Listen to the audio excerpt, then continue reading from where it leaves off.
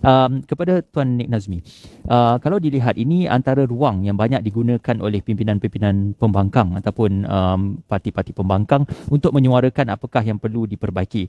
Kita tahu kita ada jawatan kuasa pengurusan darurat yang juga melibatkan urus beberapa pimpinan parti pembangkang. Cuma ada juga yang mengatakan, oh inilah masanya peluang terbaik untuk pimpinan pembangkang ini menggunakan political mileage untuk terus-terusan menyalahkan kerajaan dan juga membangkitkan kemarahan rakyat terhadap kerajaan Perikatan Nasional.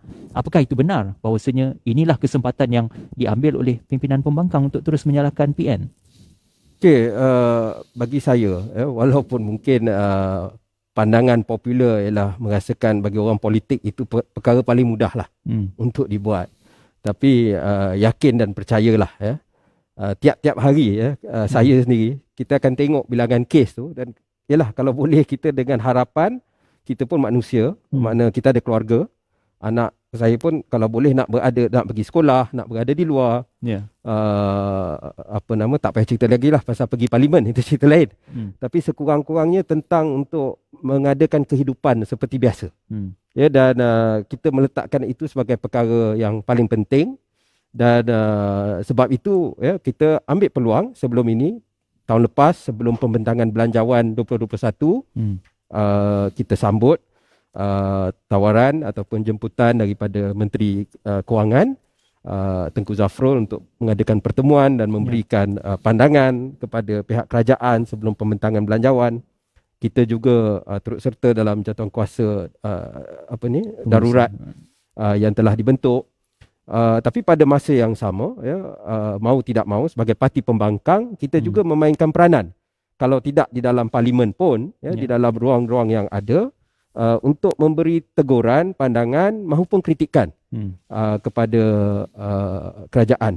Dan saya juga percaya perkara dia bukanlah nak kata begitu simple, kerana pihak misalnya dalam Pakatan Harapan, kita menerajui kerajaan di Pulau Pinang, di Negeri Sembilan dan juga di Negeri Selangor.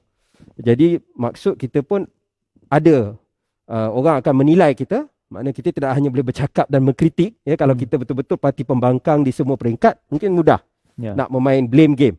Tetapi pada hari ini, Selangor pun mereka kena main peranan sebagai antara pusat wabak pandemik COVID dan sebagainya. Jadi bagi saya, kita cuba memainkan peranan sebagai constructive opposition.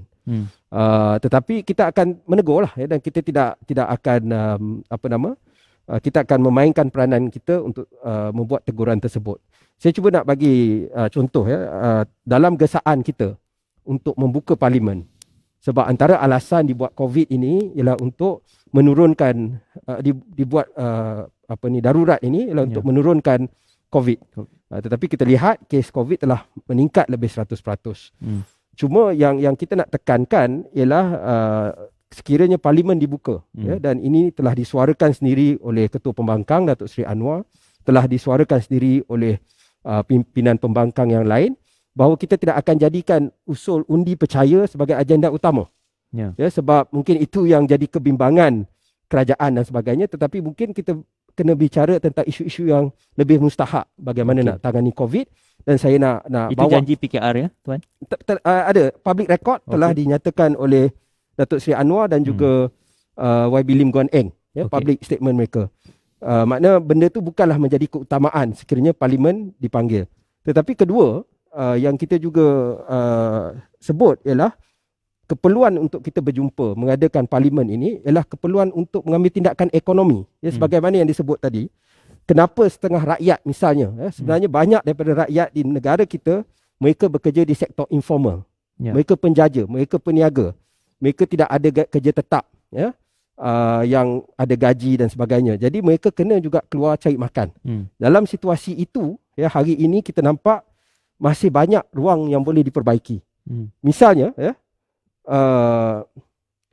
tahun lepas kerajaan telah pindah perlembagaan untuk naikkan had hutang negara daripada 55% kepada KDNK, hak hutang kerajaan, kepada 60%. Tapi saya yakin 60% ini tak cukup. Sekarang pun dia dah lebih kurang 60%.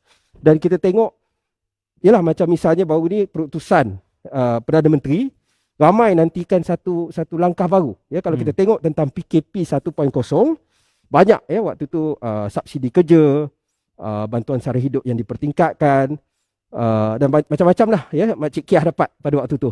Tapi kali ini kita tidak dapat. Jadi walaupun kalau macam software dia dah naik 1.0, 2.0, dah 3.0, 3.1, ya, PKP 3.1, tetapi tidak ada pengisian yang baru, maka tentu rakyat akan mengalami kesusahan. Dan itu bagi saya perkara penting untuk kita mengatasi masalah-masalah PKP, pematuhan peraturan dan sebagainya ialah dengan memberi sokongan ekonomi kepada rakyat. Sebab kalau perut yang lapar, ya, mereka akan buat kira-kira. Dia kata kalau tak keluar pun dia tak makan.